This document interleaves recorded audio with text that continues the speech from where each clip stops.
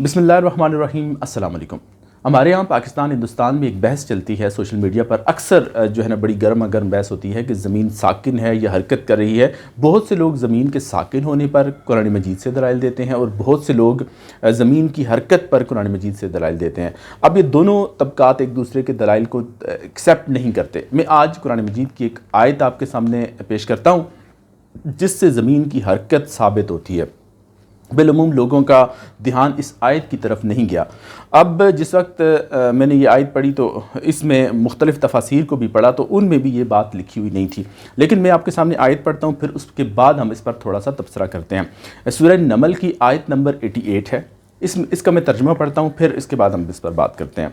और ए इंसान, तू पहाड़ों को देखेगा तो ख्याल करेगा कि जमे हुए हैं, हालांकि वो बादल के उड़ने की तरह उड़ रहे होंगे।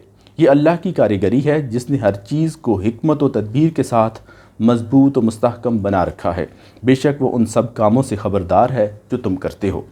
अब अल्लाह ताला ने जब ये आयत हमारे लिए भेजी है तो इसमें एक मैसेज है कि अल्लाह ताला फरमाता है कि तुम जब पहाड़ों को देखोगे तो तुम्हें ये लगेगा, तुम्हें ये गुमान आएगा कि ये जमे हुए हैं, हालांकि वो बादलों के उड़ने की तरह उड़ रहे हैं। तो आप ये देखें कि अल्लाह ताला फरमाता है कि बैक वक्त एक पहाड़ रुका हुआ भी है और हरकत भी कर रहा है, और उसके बाद अल्लाह ताला फरमाता है कि ये अल्लाह की कारीगरी है। अब दुनिया में जब हम कारीगरी का एक माना लेते हैं तो वो ये होता है कि जब कोई बंदा किसी इमारत को अच्छी तरह बनाता है या फर्नीचर अच्छा बनाता है या कोई और ऐसी चीज़ बनाता है तो हम कहते हैं बड़ा अच्छा कारीगर है। तो अल्लाह ताला अपनी शान के लायक इस लफ्ज़ को इस्तेमाल करता है, फरमाता है कि ये अल्लाह ताला की एक कारीगरी है, उसकी विज़डम है, उसकी दानाई है और उसकी कुदरत है कि अल्लाह ताला ने इन पहाड़ों को बेक वक्त जमा भी रखा है और उस वक्त हरकत भी कर रहे हैं। अब जब ये बादल पहाड़ हरकत कर रहे हैं तो इसका मतलब ये इसका दरअसल इशारा ज़मीन की हरकत की तरफ है। अब मैं उस पर थोड़ा सा एक मिसाल के साथ ये बात समझाना चाहूँगा कि फ़र्ज़ करें कि हम यहाँ इस्लामाबाद से कराची जा रहे हैं बाई एयर। तो अब जिस वक्त आप जहाज़ के अंदर बैठे होते हैं तो जिस सीट पर आप बैठे हैं उसके दाईं तरफ भी कुछ लोग हैं, बाईं तरफ भी हैं, आगे भी हैं, पीछे भी हैं।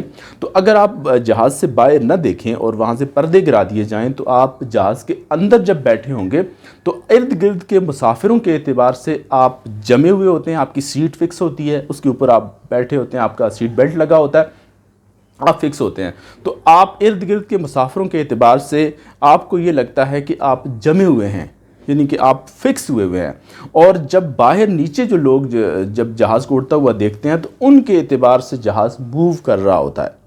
तो अब जब जहाज़ मूव कर रहा होता है तो हकीकत में आपकी सीटें मूव कर रही होती हैं। दरअसल अल्लाह ताला इस आयत में ये बात बताना चाहता है कि ये जो पहाड़ आपको रुके हुए नज़र आते हैं, जब ज़मीन हरकत करती है तो ये भी उसी तरह हरकत कर रहे हैं जैसे कि बादल मूव कर रहे होते हैं। अब यहाँ पे कुछ लोगों ने कहा नहीं, ये तो क़यामत के दिन की तरफ इसका इशारा है। मैं उसको भी एड्रेस करता हूँ। अगर फ़र्ज़ कर लें कि उनकी इस बात को हम एक्सेप्ट कर लेते हैं कि क़यामत के दिन की तरफ इशारा है, तो अल्लाह ताला फरमाता है कि ये अल्लाह की कारीगरी है। अल्लाह ताला अपनी हिकमत की बात भी करता है, फिर वो फरमाता है कि अल्लाह ने हर चीज़ को मजबूत और मुस्तहकम बना रखा है।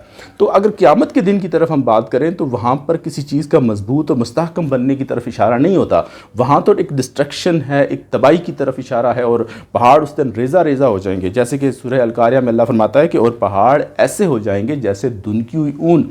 तो उस वक्त रोज़े महशर जब आप क़यामत का समा अगर आप देखें तो उस दिन तो पहाड़ जमे हुए नज़र भी नहीं आएंगे, वो तो उड़ जाएंगे रेज़ा रेज़ा होकर। तो यहाँ जब अल्लाह ताला फरमाता है कि उसने हर चीज़ को मजबूत और मुस्तहकम बना रखा है तो वो इशारा हमारी आज के दौर की तरफ है, क़यामत से पहले का। तो अब यहाँ से आप ये देखें, कई दूसरी आयतों से भी साबित होता है कि पहाड़ जो है ना जमे हुए हैं, तो अल्लाह ने उनको मेखों कीलों की तरह गाड़ रखा है। तो अब ये देखें कि बैक वक्त वो चीज़ रुकी हुई भी है और हरकत भी कर रही है। तो यहाँ से ये एक इस्तेदलाल किया जा सकता है कि पहाड़ जो हैं वो उसी वक्त ही हरकत कर सकते हैं जब ज़मीन हरकत करती है। और अगर बाज़ लोग, मैंने ये इस आयत की डिटेल में ये पढ़ा है कि जी साइंसदानों ने साबित किया है कि पहाड़ हरकत करते हैं, हालांकि ये बात गलत लिखी है। साइंसदानों ने ऐसा कुछ भी साबित नहीं किया। उसकी वजह यह है कि हम ये देखते हैं कि पहाड़ अगर हरकत करते होते तो आज जो पाकिस्तान में पहाड़ हैं तो रात को हम इधर सोते तो सुबह वो पहाड़ चलते चलते कश्मीर से होते हुए इंडिया पहुँच जाते। और फिर इस तरह जो ओहद पहाड़ है वो 1400 साल से मदीना मुनव्वरा में है, तो वो कम से कम हरकत करते हुए मक्का मुकरमा से होते हुए यमन और आगे बहरीन तक पहुंच चुका होता या दुनिया के किसी और मुल्क में होता। तो हम ये देखते हैं, हमारा मुशाहिदा है कि पहाड़ जिस तरह अल्लाह फरमाता है ना मेखों की तरह गड़े हुए हैं, तो जब मेख आप गाड़ देते हैं तो फिर इधर उधर हरकत नहीं करती। تو وہ فکس ہیں، زمین کے اندر جڑے ہوئے ہیں.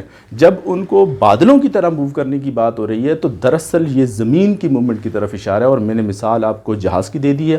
آپ گاڑی پر اس کا اطلاق کر کے دیکھ لیں کہ آپ ڈائیو میں یہاں اسلام آباد سے بیٹھتے ہیں، لاہور جاتے ہیں، تو آپ مسافروں کے اعتبار سے آپ رکے ہوئے ہوتے ہیں اور باہر کے انوائرمنٹ کے اعتبار سے آپ حرکت کر رہے ہوتے ہیں. تو بہت شکریہ میری ویڈیو دیکھنے کے لیے. ویڈیو اچھی لگی تو لائک، کمنٹ اور شیئر ضرور کر دیجیے گا.